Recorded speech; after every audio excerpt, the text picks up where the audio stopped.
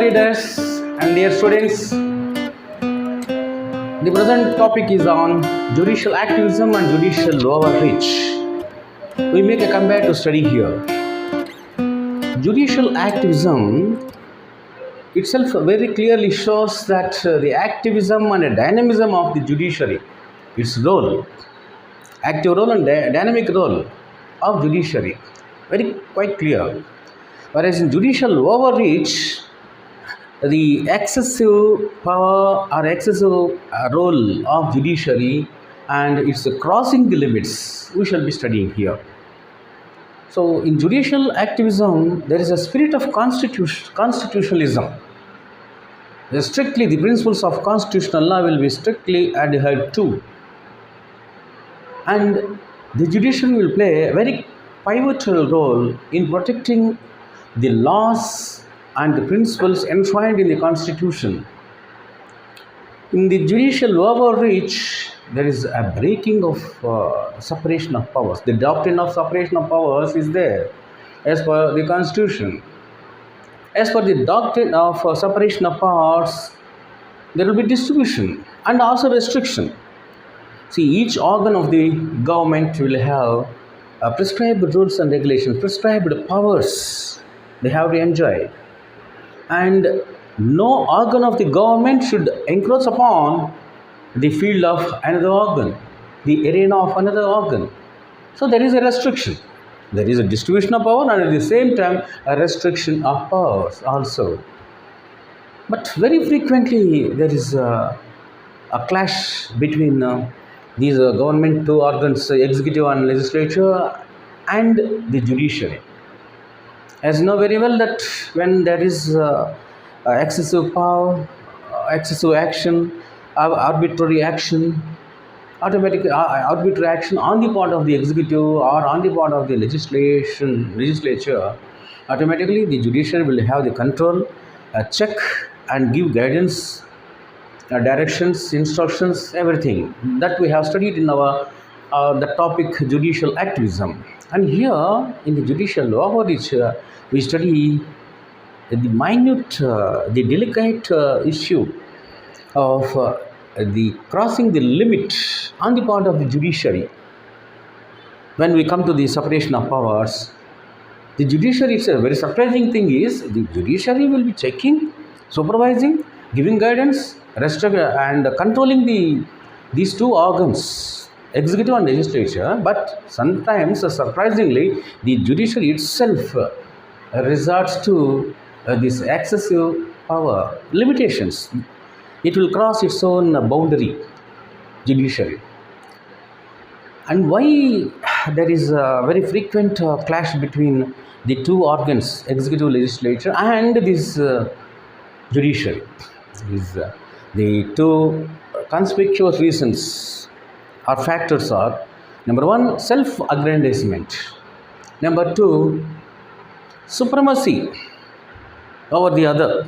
See, the executive will have the self-aggrandizement as we are the key role. We have the key role. Our organ is more important. We will be implementing. So, we have our own key position, crucial position. Legislation, they say no, legislature says no. We will be making legislation, we will be making laws. We are elected body. Have been elected by the people. So we are superior. Means supremacy, feeling of supremacy and self-aggrandizement on the part of legislature and also on the part of the executive body. The same type of feeling will also come, we observe in respect of judiciary also. Because they say, now as per the Constitution, we have the independence. We are independent body. Ours is independent body, and we have every power to check. And we are the protectors of the Constitution. And we have the spirit of constitutionalism. So we have the responsibility to check and to guide. The judiciary will also feel like that. So the feelings, these two feelings of self-aggrandizement and supremacy, feeling of supremacy, have been the hurdles. And because of that, this overreaching also occur. And now, because of this aggrandizement and supremacy, the judiciary thinks that our main goal, objective is social justice, achievement of social justice. How? By following public law and the constitution. The spirit of constitutionalism and the public law or public policy we shall follow very strictly, and we shall be protecting the social justice, the ultimate aim, goal of the constitution. So, in that process, the judiciary will play a very key role. It will go to the extent of bringing a lot of changes, a lot of transformations in laws also. Let us take, for example, the adultery law. It has struck down Section 497 of IPC, saying that it is against Constitution. Adultery is not a crime. So the adultery has been decriminalized by the judiciary. Adultery is only a source of, it should be the source for divorce, but it's not a crime. So behind that they have given a lot of rational and obituary dicta. It's a different thing. But anyway, the rational step of the judiciary here is that the adultery, a long-standing adultery law, one more than 150 years long-standing adultery law, has been decriminalized. Very surprising thing. And the second one is in conformity with that Article 377 of the Constitution. A serious fight went on, and finally even homosexuality has been decriminalized. It is not a crime. Finally, the judiciary has announced. And another most striking reformation is radical step is in respect of a triple talaq. It was also a very long-standing issue, but finally the judiciary went to the extent of bringing reformation in respect of triple talaq, and the Muslim woman has been given a lot of freedom as per Article 14, 15 and 21. So this judge-made law, sometimes this kind of judge-made law, though the law has not been brought about by the parliament, till then, until it was made law, or it is made law, until it is made law, the judge-made law will be in practice. So that kind of power the judiciary will enjoy. So it is nothing but creativity, a judicial creativity and judicial activism. So here, the due process of law is more important than or instead of the procedure established by law. The due process means the procedure established by law, here constitutional law. The procedure established by law must be just, fair and reasonable. So that kind of step is there. That kind of radical, rational dimension is there in the hands of judiciary. There is judicial activism, we can say. If you understand this judicial activism, you can also easily understand the overreach, the judicial overreach. See, the same dimension, the same factors, self-aggrandizement and supremacy on the part of the judiciary will lead to this judicial overreach. How? See, being a very key department in the government, we shall bring about a transformation, we shall bring about a great change, and we shall refine and reform the law. That is the intention of the judiciary. And whatever we say, it should be final. See, on one hand, legislature says that yes, what we are elected body, and whatever law or whatever legislation that we have taken, that is final, they say. On the other hand, judiciary, no. When it is fraught with bottleneck or defect, when there are so many lapses on the part of legislation or on the part of the executive body when while implementing, we have every power and we are independent. We can take whatever step we like in the interest of justice, in the interest of social justice.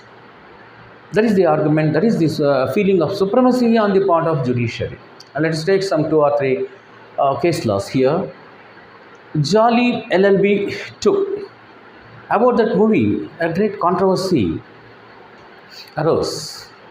At that time, the judiciary went to the extent of appointing one committee, and they instructed the committee members, you please look into the matter, investigate into the factors involved in the movie.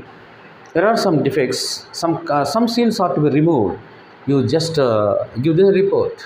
Afterwards, the committee has given some report. Accordingly, 4 scenes were cut. 4 cuts are there, and the Central Board of Film Certification was directed to cut those 4 scenes. Actually, as per Section 5B of Cinematography Act, the thing is this: only when there is a defamation or contempt of court, in respect of these issues only, the section of 5B of the Act will be applicable. And in other respect, actually speaking, Section 5B of the Cinematography Act will not give any power to the Supreme Court to interfere or to take any further action.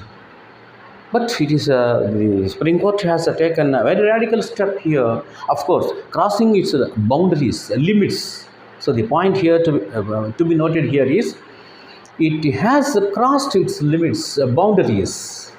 In this case, it is very widely discussed. And the second case is a BCCI case. In this case also, regarding the betting charges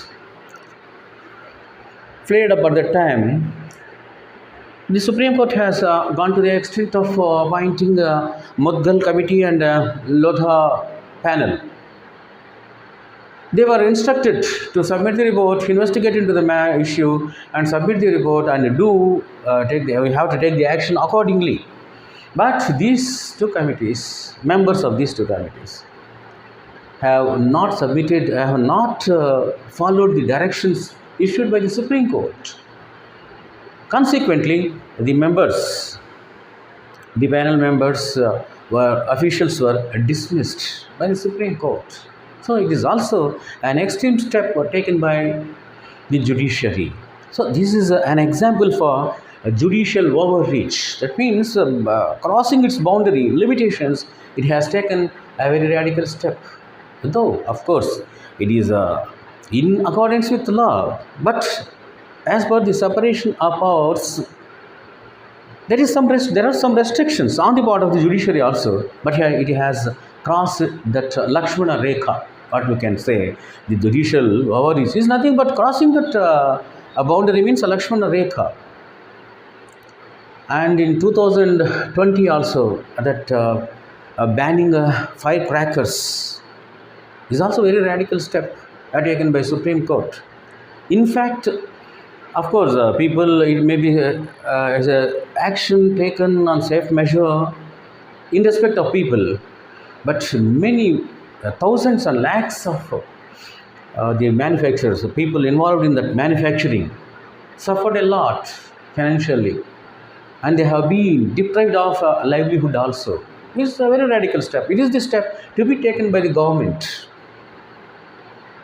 or to be taken by legislature. But doing away with these 2 bodies, Supreme Court has taken a very, very radical step in this issue also, firecrackers issues. And particularly in respect of national anthem case, that is Shyam Narayan Chowsa's case versus Union of India. In this case also, national anthem was imposed by force in all cinema theatres as per the directions of the Supreme Court. In all cinema halls, there should be a national anthem in the beginning of the picture, film, and also at the end of the movie. And at the time of singing that national anthem, doors must be closed so that no person should leave that cinema hall. Like that, there are many cases where the Supreme Court has gone to the radical step, exercising its power, and in the eyes of the government, it is nothing but crossing the limit, the boundary, the Lakshman Rekha. So the point here is, judiciary is independent, it has the supremacy, it is the basic structure, of course, of the constitution. Independent judiciary is the basic structure of the constitution, and it is the pillar, because it must have the power to check both the executive and the legislature, so that they should not resort to any arbitrary action, excessive action, any corrupt action, corrupt practices, because they are always, they have that, there is every possibility on the part of executive and legislature to resort to such type of practices, ill practices. And it is the judiciary which has to control these two organs, so that there will be a spirit of constitutionalism, and there should be social justice. So this public law and the constitutionalism should be protected.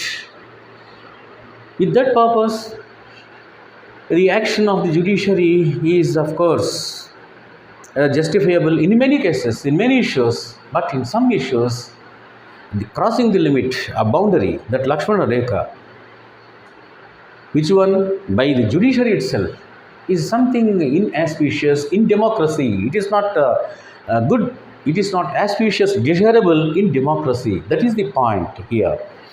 We have to note that point in judicial overreach. So, judicious role must be always pure, sublime.